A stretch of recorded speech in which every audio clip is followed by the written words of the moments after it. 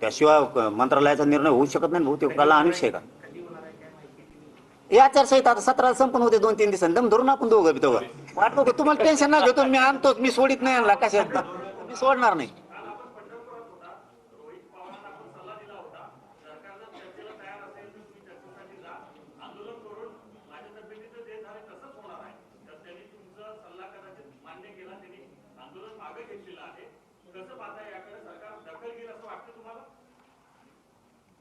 माझा सल्ला मान्य करावा इतका मी ही पण नाहीये की आपला केलाच पाहिजे. मी माझी फक्त भावना सांगितली होती की बाबा उपोषणानं लय हाल होते. मग खरंच लय आले उपोषण सोपं नाही. मी फक्त तेवढंच सांगितलं आणि मी पॉझिटिव्ह यासाठी झालो. हे आतापर्यंत घुमिलेच आम्हाला सरकार नुसते कागद कुंकड मात्रा हुकीते कुंकड अनुस्वारात हुकीते कुंकड टिंबस देणार नाहीत. इथपासून लफडे करायला लावते. ते लय नमुने पाहिजे वर्ग आहे ते. हे निबार माथ्याचे त्यांना लय निबार माथ्याचा माणूस लागतोय. मला लय उशिरा कळत गेलं कुंकड अनुस्वार दिल्यावर काय होतं, कुंकड टिंब काढल्यावर काय होतं, कोणा आडी रेग उडी देईन एका रेगीनं काय होतं हे सुद्धा मला नंतर कळायला लागलं. इतकी विचित्र आहे ते. म्हणलं तसंही फसू शकतात. पण आताच्या ज्या 14-15 मागण्या आहेत याच्यातल्या बऱ्याच मागण्यावरती त्यांनी GR काढलेत, चांगले चांगले निर्णय घेतलेत. म्हणलं जरा मी आता फडणवीस साहेबांना सुद्धा आभार मानलेत, त्यांना सुद्धा चांगलं म्हणलोय. याच्या अगोदर आमच्या शिंदे साहेबांनी खूप निर्णय केले होते, एकनाथ शिंदे साहेबांनी, त्याबद्दलही आम्ही त्यांचं कौतुकच केलं. करणारच बोललं पाहिजे राव, करतोय म्हणल्यावर आपण बोललं पाहिजे की केलंय. मग उदय सामंत साहेब, शंभूराज देसाई साहेब हे सगळ्यांच्याच बद्दल आमचं त्यावेळेसचं बोलणं व्हायचं की त्यांचे मंत्री काम करतायत. आता यांचेही करतात म्हणायलोत ना, कधी हे द्यायला लागलेत. म्हणून मी त्यांना म्हणलं की विखे पाटील साहेबांनी केलं, प्रसाद लाड साहेबांनी केलं, आता मुख्यमंत्री साहेब सुद्धा मराठ्यांसाठी काम करतायत. सध्या नाही केलं की पुन्हा त्यांचं आपलं लागणारच, त्यात काही दुमत नाही. आपण काय मित्रत्व करत नाहीत. आपल्यासाठी देव आपली जात आहे, त्यापेक्षा आपण मोठं कोणाला मानतच नाही. यांच्या मित्रत्वाशी मला देणं घेणं नाही. माझ्या समाजाचे लेकर कसे अधिकारी साहेब होतील हे स्वप्न बघून मी घराच्या बाहेर, त्यासाठी मी वाटेल ती किंमत मोजायला तयार आहे, जीवाचं रान करतो. मी मात्र त्यांच्यावरती सध्या विश्वास ठेवलाय, तुम्ही पण ठेवा एवढंच त्यांना म्हणलो होतो.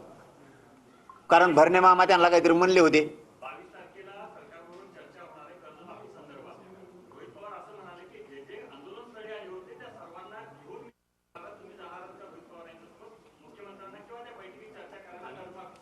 त्याला जोडूनच प्रश्न, तुम्ही दसरा मेळाव्यामध्ये पण तुमच्या शेती प्रश्नावरती भर दिला होता आणि सरकारला सुद्धा काही मागण्या इथे ठेवल्या होत्या.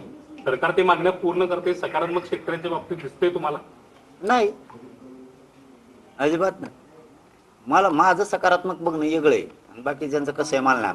माझं म्हणणं आहे संपूर्ण कर्जमुक्ती करा. डोक्याला त्रासच ठेवू नका. 1500 कमी केले, 1300 केले, लाडक्या बहिणीला दी 1500 रुपये, इकडं कर्जाचा डोंगर तसा ठेवला. आता लाडक्या बहिणी अपात्र केल्यात बऱ्याच. तसंच हे खेळ खंडू वाचतोय, हे सोपं नाही. कर्ज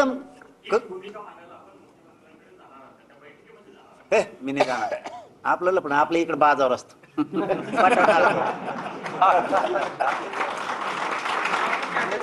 काय असतं, संपूर्ण कर्जमुक्ती व्हावी ही माझी अपेक्षा आहे.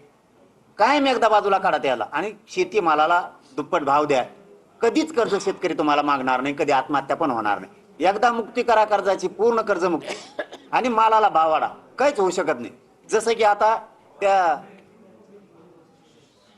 ते एक अधिकाऱ्यांनी आता मुंडे साहेबांनी सुरू केला बघा दणका, धरकीमध्ये कोचो, धरकीमध्ये कोचो. त्यांनी काय व्हायला लागलं, दुधाला भाव यायला लागला. शेतकऱ्या मी काही दिवसांना असे दिवस येऊ नये जर त्यांना आता 2-3 वर्ष जर त्याच जागेवर ठेवलं ना, तर मोठ्या मोठ्या दुधाच्या कंपन्यावाल्यांनी हे कोण आहेत का भेसळ करणारे आणि शेतकऱ्याच्या घरी जाऊन दूध देतो पावशे. खरंच नाही, दारात जाऊन दूध विकण्यापेक्षा यांच्याकडे मान यायला बसले, इतका भाव पण वाढत.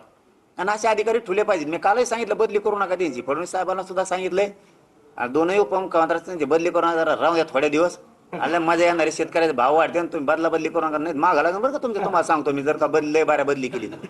एक तर असे अधिकारी भेटत नाहीत. या कांदा अर्धात नाम रुपाला येतोय चांगला. आता एक पत्रकार बांधून प्रश्न विचारला, यांच्यासारखंच अधिकाऱ्यांनी काम केलं पाहिजे का तुम्हाला वाटतं? आता नाही तनकुडून करते त्यांच्यासारखे सगळे तसे असल्यावर तर राज्य कसं धोरणात चालेल ना.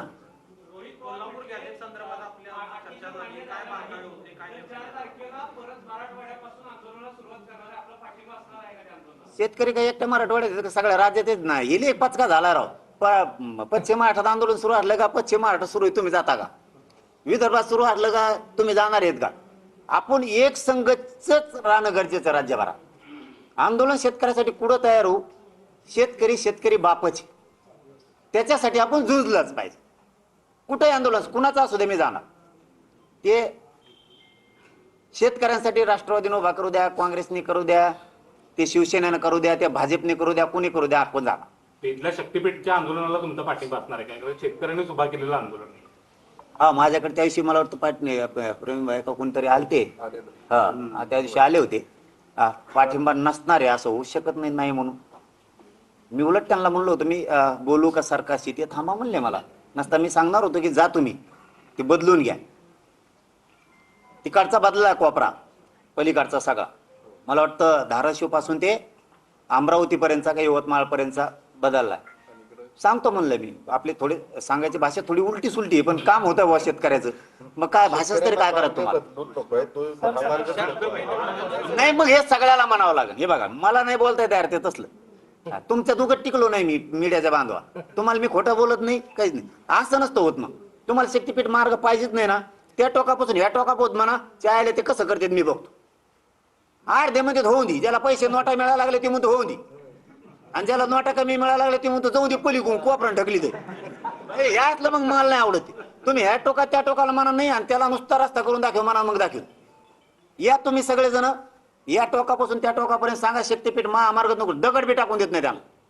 पण अर्धे शेतकरी आपले चाबरे, ते म्हणतात लय मोठं माल मिळाला जाऊन तिकडे. मग पहिलं काय होतं, दगडाचं रान होतं म्हणे. हा, आणि मग उसावले काळ्या रानावले काय म्हणते, ते माय देऊन नेऊ नको, मला कमी पैसे आले. म्हणजे ही रियालिटी. तुम्ही एक धोरणाने एक बोला सगळे, मी शेतकऱ्याच्या बाजूने. ते काय होतंय, सपोर्ट मिळतो सरकारला.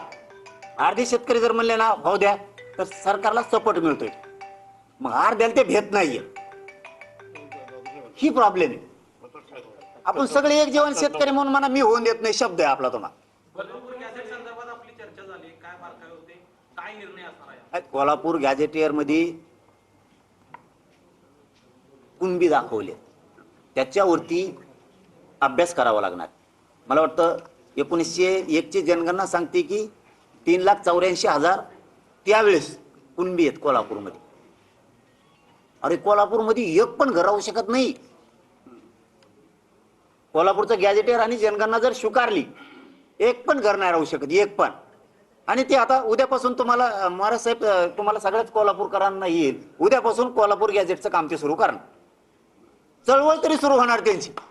आयुक्तांना सांगणार, कलेक्टरांना सांगणार की गॅझेट आपल्याकडे घ्या, अभ्यासाला घ्या. आता विखे पाटील साहेबांचं आणि त्यांचं सुद्धा महाराज साहेबांचं सुद्धा बोलणं होणार आहे, कारण उपसमितीला ते येईल. त्यामुळं गॅझेट स्वीकारा म्हणून महाराज साहेब सुद्धा स्वतः सांगणार आहेत. मी त्यांना आता फोन लावणारच आहेत. आम्ही तुमचं झालं एकदा की आमचं लफडं सुरू.